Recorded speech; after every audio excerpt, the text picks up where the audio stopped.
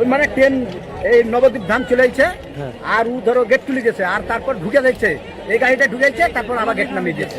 মুর্শিদাবাদে level crossing ও ট্রেনের সঙ্গে পুলকারের মর্মান্তিক দুর্ঘটনায় অন্তত 3 জনের মৃত্যু হয়েছে, আহত হয়েছেন আরও কয়েকজন।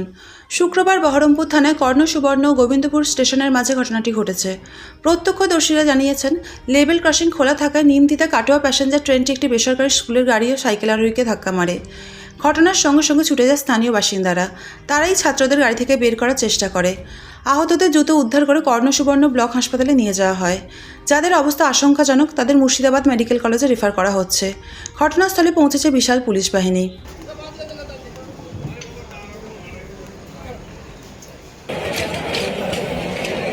মুর্শিদাবাদের এই ঘটনায় তদন্তের নির্দেশ দিয়েছে পূর্ব রেল।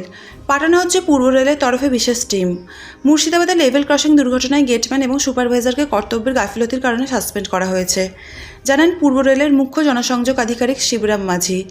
পূর্ব রেলের পক্ষ থেকে মৃত 2 শিশু এবং এক ব্যক্তির পরিবারকে 10 লক্ষ টাকা, আহতদের 2,50,000 টাকার ক্ষতিপূরণ ঘোষণা করা হয়েছে।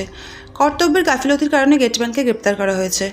ওই মানে ট্রেন এই নবদ্বীপ ধাম চলে যাচ্ছে আর ও ধরো গেট তুলে গেছে আর তারপর ঢুকে যাচ্ছে এই গাড়িটা ঢুকেছে তারপর আবার গেট নামিয়ে দিয়েছে।